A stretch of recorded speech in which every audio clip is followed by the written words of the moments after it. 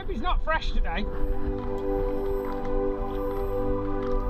Let's get the horse working. We don't want to be faffing around. The horse has got to get on the walker. Ricky, come on. Come on. It's a Galileo. Don't have many of them. I don't know if I'm supposed to turn this GoPro on or not. Oh, don't worry, it's mine. That's a Kingman. That's the filly that won the Group 1 in Paris. She is sound. She's been sound all her life, hasn't she? Feel all right? So we do a list every day of what the horses are doing. And then we put it on the notice board. Much better because I can't remember, because I drink so much that I can't remember what they did yesterday. So I just tell them, just see what they're doing. You need to go, boys. Yeah. If you need to get into position, because by the time you've faffed about. We don't need to go fast. So I am going to sort of start talking to you now, and you can tell me to bugger off when you want. So. Okay, it's edited, isn't it? It's quite fresh, Andy. I feel like we've been telling everyone he's a very, very calm, laid-back horse. This footage could show otherwise. I've got to start by asking you, William, when you get up at ridiculous o'clock in the morning, is this horse the very first thing on your mind? Absolutely not. The first thing on my mind is remembering to take all the pills that I have set out the night before to keep me alive. It's a nice thing to think that the only thing you can think about is Baaeed, but we'd all be all over the place if that was the case. You clearly get loads of pleasure from watching every one of your string, but is it fair to suggest that when you see him, there is a little tingle down the spine? No, there's no tingle at all. Sorry, David, I'm obviously not giving you what you need. No, you're telling me the truth. It's what we're looking for here is not so. We're looking for something different, because all horses move differently. Some move short, some have big long strides. It's when the big long strider moves short, that's when we're concerned, whether it's Baaeed or anything else.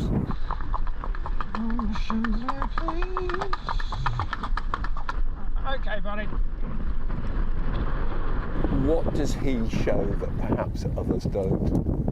Well, he's got that marvellous word, acceleration. Look at him, there he is. Big leg change there, right in front of us. And I've likened him it must be like for a jockey riding a motorbike in the Tour de France. Because so far, every time at home and on the track, the jockey goes, okay, let's go. He goes. Here he comes now, Baaeed. It is Baaeed in front by 2 lengths. It's hands and heel stuff again. A scintillating winner. Baaeed is unbeaten.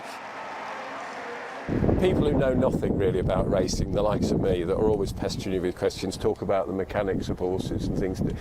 Angus Gold says this horse has got an exceptionally big backside. Does that play a part in it? Well, he looks fast. If you look at him, in general, if you look at human beings, if you look at 100-metre sprinters, they are big, solid chaps. If you look at marathon runners, you think a good gust of wind will blow them over. They're stick thin. Yeah. Same with horses. So the stayers are usually lighter framed, sort of narrower behind, and this horse, which is bred to stay, has got a backside that looks fast.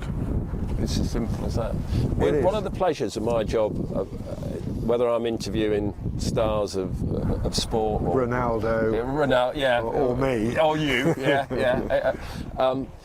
is that I've always noticed, whether it's around cricket, football, golf, horse racing, the real superstars, they do, and I'm saying this in the nicest way, they have a quirk about them. Do they have a quirk, or do they just have that sort of aura? This horse has a bit of aura, but he's very sane in his mind. He's very, very kind, genuine, generous horse. You know, the great cricketers, for example, have time. Yeah. The great footballers never have anyone round them. Do your horses reflect you? Oh, I don't know about that. What am I? I'm so famous I need to write my name on my jacket. We have a few little horses that run round the field, and it is of little or no significance to the vast majority of people in this country. We think it's a big deal. I'd agree with you on a certain part of that, but I'd beg to differ with you that when you have a horse like Baaeed, that you must be aware that it captures the public's imagination. Yeah, and I think that's terrific, and that's why I like having you here today, David, because I think it is important to promote the good things about our industry. And it is important that when a horse that's in the people's eye and mind, that he gets, or people get a chance to get to know him. Good boy. Yeah, good job. Is there anything that irks you about what's been written about him, said about him? I hate all of it, but I don't like. I'd much prefer to let him do the talking and let me say nothing. We have a plinth in the kitchen, and it says, "It is better to keep your mouth closed and appear stupid than to open it and remove all doubt." Morning, guys. Morning. Yeah, very well.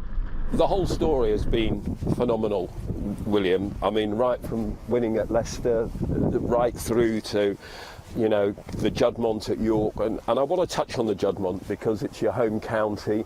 How special was that particular moment, stepping up in trip? Well, that was what it was all about, really, because he'd beaten every good horse at a mile. We got lots and lots of correspondence. Angus did. People saying you're mad to go up in trip, you know, and all that. So why bother? And there was a logic in it. Why bother going up in trip when you can win all the mile races? So when we got to the Juddmonte, I was saying to people that, you know, there is just a chance, and just a chance, that he could be better at a mile and a quarter. And that was hard to believe. And then when he did that, he even, I mean, we, as a team of people who are involved with him on a daily basis, we were absolutely thrilled because he did what no one really expected. Everyone hoped he might do something like that, and he did it. In style. Did that cause a tingle down the spine for you? A bit. A bit.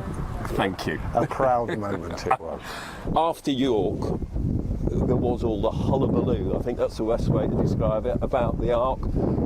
Was that of the public's making, or was there a genuine? I think it was.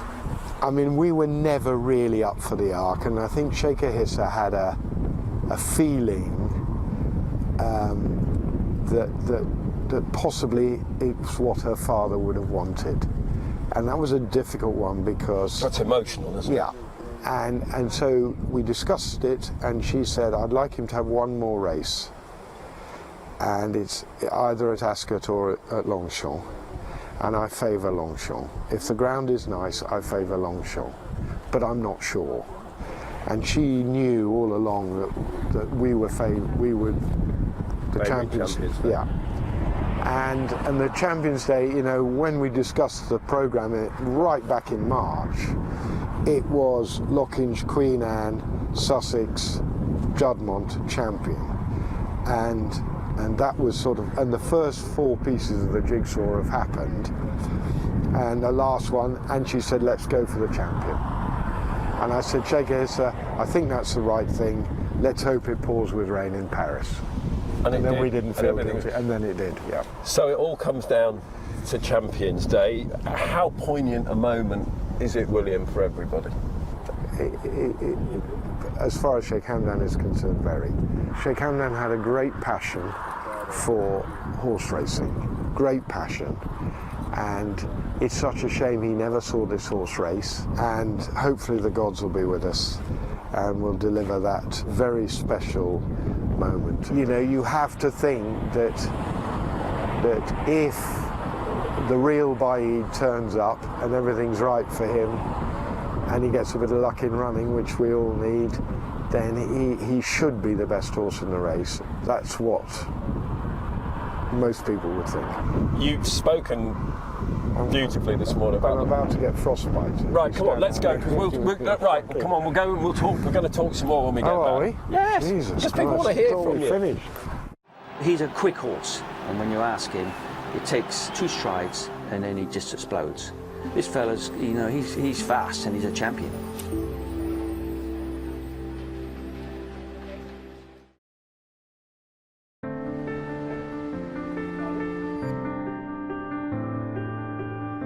Angus, I suppose it's very apt. The boy here is, although he's turning round there, but we had a great vision of what you described as one of the best backsides in horse racing. Is that what makes this fella so special?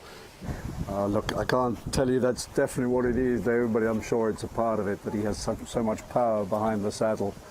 As you've seen this morning, he's not a big horse, but he's a lovely quality, beautifully proportioned horse, and has that amazing rear end on him, which is what drives him. The propulsion comes from there. So, yeah, he's a beautiful model of a specimen. He's a quick horse. You know, I've ridden lots of horses. He doesn't ride like a mile and a half horse. He rides like a mile horse, and you could win over 6 furlongs. So that's really, and William, as a trainer, could see that, you know, in his work. You know, he wasn't slow. He's, you know, he's pretty laid back and not that flashy, but he's there. He travels in your hands the whole time. And when you ask him, it takes about 2 strides and then he just explodes. And that's just the way he is. And whether it be 6 furlongs, 1 mile, mile and a half, then he would be the same. This fella's, you know, he's fast and he's a champion.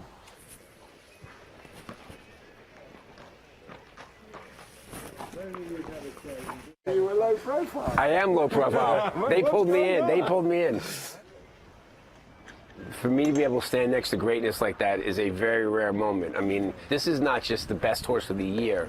This could be the best horse of a generation. Now, obviously, in your game, as a top class chef, people talk about Michelin stars. How many stars would this guy get? 30.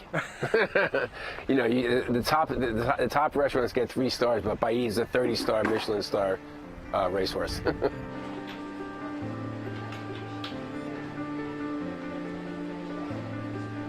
The horse is very special, and we're very lucky to have him, and, you know, we won't ever have another horse like this. You know, his greatest attribute, apart from his enormous talent, is his temperament, and he's just the easiest horse to have around, you know. Hardly anyone gets horses as good as this. You know, this is obviously the best horse since Frankel, and Frankel was 10 years ago. So he'll leave a massive hole. There's some wonderful memorabilia surrounding us here, particularly of your late father, Lester Piggott. What would your father have been saying about this horse? What advice would he have given? Also, He'd have loved it.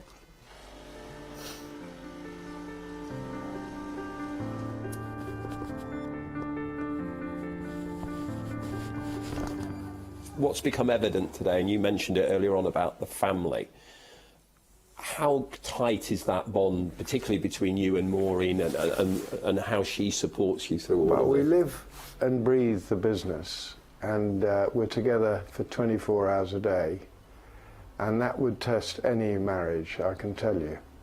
But fortunately, I do as I'm told, and she's very strong and very determined and works very hard. She's such an important part of my life personally, and obviously a huge part of this business. So it works well. We get on, I think, very well. We're lucky. Some marriages don't work. Ours has, and long may that continue. He's got bags and bags of character, we can see that here. Are there any traits he shares with his trainer? Is there any similarities between... Much easier to deal with than his trainer, as far as I know, anyway. No, and cheaper to keep on polos, I assume. I think, look, obviously I don't work in the yard day and night, but I think he's as charming a horse as you see here. What I love about him, he's a very positive horse. Always see him yesterday after he'd walked around with his ears pricked. Some horses, by the time they've done this so many times, you know, they go through the motions a bit and get a bit fed up. He comes up there enthusiastically still, and as I say, walked around with his ears pricked. I think he's a thoroughly good character, enjoys life. He loves looking out the window there to see who's around and just take in the scenery. So no, he's a charming horse. Some quick fire questions now. How good a decision was it not to run in the Arc? 150% the right decision, as it turned out. Yeah. You know, I went on record saying I would love to have won the Arc, and of course it would have been a crowning glory, but the conditions on the day, and if we'd been drawn out wide and in those conditions, you know, to me it wouldn't have achieved an awful lot. And so, look, we may get pouring rain before Ascot, who knows, but, you know, we'll take what we're given. Hopefully he'll get a good run round if we can get him there in one piece, and we'll see how he gets on. In your mind, if conditions had been ideal and you had run, would he have won it? It's a lot of ifs, David. Champion Stakes is the best possible finish because the Arc, there's 2 false turns. Now he's only used to 1 turn, so horses know when they come around a turn and they got a turn and they got a straight, they know they're going to pretty much go, and that can be offsetting for him. As relaxed he is, so me as a jockey, I know he's a mile and a quarter horse. To go a mile and a half on potentially soft ground was dangerous. There's long and strong, as I said, it's a tricky track to ride, and that's downhill when you go into those 2 turns. Yeah, so I think it was, you know, William knew, and we spoke to Jim and obviously Shaker Hisser, and I think the decision was the right decision for the horse. Clearly he's the form horse, all things being equal, he will win, then retires. What will be the emotion on the day for all of you? My wife actually asked me that last night, and yeah, it will be emotion. We will all be, you know, sort of upset, and because we're not going to see him gallop anymore. But you know, he's got a next career, and for us, you know, with Shaker Hisser and the family, it's a new beginning. You know, we've cut the horses down. We got him as our #1 stallion, and we're going to start building up again. And I think Shaker Hamdan would be very proud. Yeah, I mean, he does me every time he runs. So, but look, you know, it's fantastic. And we're really lucky, and you know we have enjoyed him. Obviously, everyone's enjoyed him, and it'll just be sad to see him go, really. You know, but he's got a great career, stud career ahead of him, and he's been great for Shadwell, and let's hope he can keep the operation thriving. Yeah, it'll be sad, you know. They don't come around. I've been lucky enough to do this for 36 years with Shaker Hamdan and his family. And Nashwan was a long time ago now, and it'll be very sad because you never like to see these things come to an end. But look, he's done everything we've asked of him and more. We've been lucky to have him, so it'll be sadness, but it'll be huge pride in what he's achieved, and just hope he gets around in one piece. He knows he's a champion. Look at him.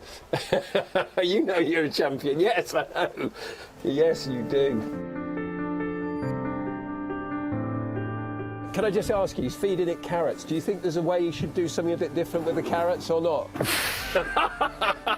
I think we're going to keep the recipe for Baaeed exactly the way it is. There is one thing we haven't discussed about. You could become champion trainer for the first time. Well, that's obviously becoming uppermost in my mind now. But I'm very much of the opinion that it'll be what it'll be, and if we manage to win, that would be fantastic. If we don't, that's just the way it goes. But we've had a fantastic season, highlighted by this marvellous horse, and I don't suppose we'll ever get as close again. We'll be trying to, but we don't really talk about it. It's only people like you that come along and talk about it. We just like to let the horses do the talking, and we enjoy it. I'm going to finish on that note because I know this must have driven you mad at times, all the press intrusion. But if I could stand here now and promise you another Baaeed, but with it comes all this adulation and you're in the spotlight. Do you like the celebrity status now? Look, it's not celebrity status at all. It's very much a team in which I happen to have the name on the licence. But, you know, obviously we enjoy it. I said to someone the other day, it's a bit of a personal intrusion on our lives. But, you know, I'm very conscious that we have a great horse and that we need to spread the word on this great industry. This is a fantastic industry to work in and to enjoy, and we don't sell that enough. And if this horse can do a bit, that would be great.